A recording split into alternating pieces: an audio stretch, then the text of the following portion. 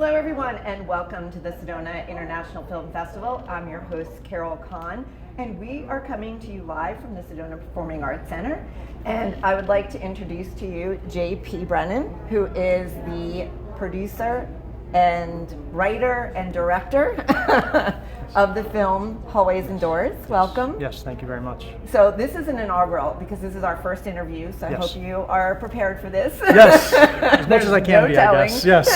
What's going to happen. Yes. So welcome to Sedona. Thank you. Very, very, very happy to be here. We've been to Sedona before, but we've never had a film in the festival, so we're really, really happy to be here. Awesome. In that capacity this time. So this is your first film festival in the Sedona Film Festival, correct? Yes, yes. Very good. So I'm really intrigued with the title that you gave to your film. Mm-hmm. And first I want you to tell us a little bit about your film, and then I'll talk to you about the title as well. Okay, great. It's a story of a Los Angeles police officer who answers a domestic disturbance call, and the call goes sideways very quickly. And what happens to him that night destroys his life and sends him on a path towards self-destruction. The only person who could possibly help him is the woman of the husband who he killed on the domestic disturbance call. So. And the title? Yes, on the title. Yes. Well, the title came from an idea that the Will Reed, who I broke the story with, he and I kind of broke the story together. We just thought it's interesting when you go down a hallway, you never know what's behind a door. You know, you walk down a hallway, you open that door, you don't really know what's going to happen on the other side of that door, and that is, specifically true for police officers. When they take a call, they walk down a hallway, they knock on that door, they don't know what's going to happen. Things can change very quickly for them, both bad and good. Mm-hmm.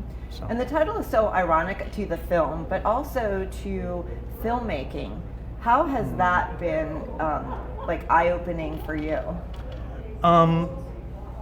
Just you mean in regards to making the film? Well, I'm talking about the title, Hallways and Doors, and what you were saying is that sometimes you don't know what's behind that door or that hallway. And so what has been revealed in you doing filmmaking, that would relate to that? Relate to that. It's really interesting because we locked the story in 2019. We started shooting, we finished shooting right before the pandemic, but we had no idea that the subject matter of the film would be so timely with where we are now. Both with George Floyd's death and Breonna Taylor's death, and all the social movements that had happened in response to those incidents. We had no idea that the film would be so timely. And in a way, that's kind of what filmmaking is. It's a discovery, and I think that we wrote the film, but it wasn't until we got in there and started shooting that really the performances started kind of dictating a little bit different cut and a little bit different story. They say you write a story 3 times. It's when you write it, when you shoot it, and when you edit it.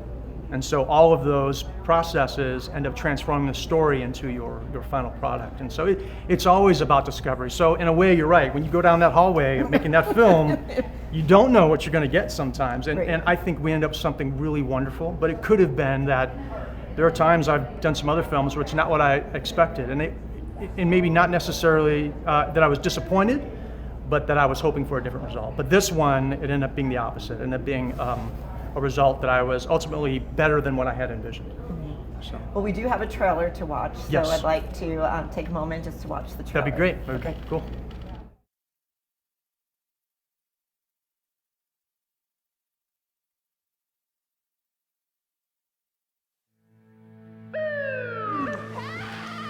My mind's made up. You're in shock. Hey, open up! I will be there with you every step of the way. More people die from cancer treatment than from the disease itself. God, we don't quit, we fight. I'm not like you. Leave us alone! I don't want to go to battle.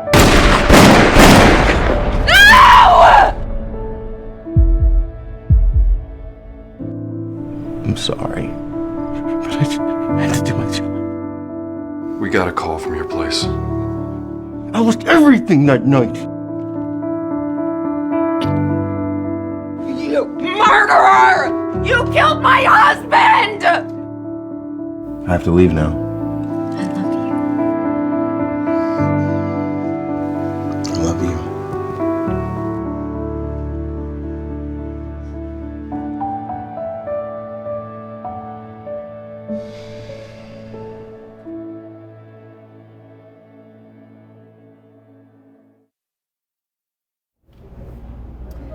So watching the trailer, it's lots of discoveries. And this particular film, just like you said, you actually did the film prior to all the upheaval that we had in society just recently with police brutality and the George Floyd situation.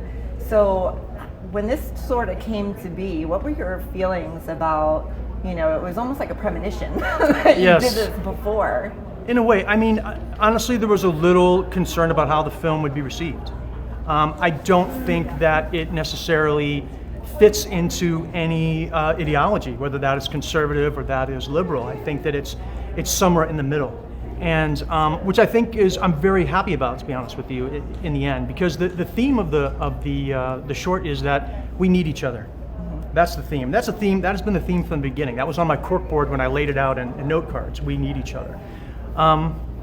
And I think that's it's a really important, message for right now, because I know there's a lot of divisiveness in society, but we're not going to get rid of each other. We're not. We have to figure out a way for all of us to live together, whether we agree or not. So, and that way, I'm very pleased in the timing. Right. So when you do films, like this particular one was about compassion and that we need each other, do you feel like that a lot of your films have that theme, like a theme to it, such as that? Yes, I feel like they do. I think reconciliation is a big component in a lot of my films. I think that as human beings we make mistakes, and I think that that's what life is, and that's how we learn. And I feel like we should be allowed to make mistakes, and we should also be allowed to be forgiven. And that's what I love so much about this film, is that it's between these two people who have, in their own ways, wronged one another or made mistakes. Both can acknowledge that, and it's possible that they can both forgive one another and move on. And I love that it's contained just between the two of them. There's no judge or jury besides the audience weighing in on what they should do. They do what they do from their hearts, from what they feel is the right thing to do. And I think that is going to be the way through a lot of this conflict that we have in the country right now. Now, this particular film, you did this film with your wife. Yes, Kia. a producer. Yes. Yes. Yes. Also, basically the lead producer. Yes. She has to get top ranking. No, I mean, come but on. she does. She does. And they're often the people that make it happen. That I'm the director and the writer, so I'm up here having the interview. But I wouldn't be here if it wasn't for the my producer, and also of course the cast and crew were amazing. I mean, Great. Wouldn't have the film we have without them. That's for sure. So, and Kia's focus too is on working on conscious films. Yes. So how has that influenced you in your filmmaking? Well, it's funny. I never considered myself a conscious filmmaker, but I found out through watching Kia do her work, and with Illuminate Film Festival, and she has a Zaza Productions, her own production company that works on conscious media as well, that I am a conscious filmmaker, because the ideas that I'm trying to promote seek to elevate and humanity and change the world for the better. I didn't really think of myself as that type of person. I just thought, I have these things I want to say, but they really do fall under that moniker. Ultimately, I think that where showcasing violence for the sake of violence, I don't necessarily know has a positive effect. Other than that's like an action film, like that's just a good ride for you. But when you use violence to help communicate a message more succinctly, even by comparison, or just to show how bad we can be, and then also how good we can be as people. So. And when is your film being shown? The film is being shown Tuesday. It's Shorts Block 4. It's being shown Tuesday that's tomorrow at 1 o'clock, and on Thursday at 7 o'clock. Awesome.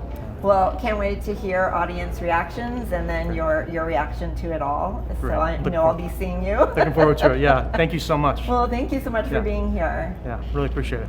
Thanks. And we will be back with more from the Sedona International Film Festival after this.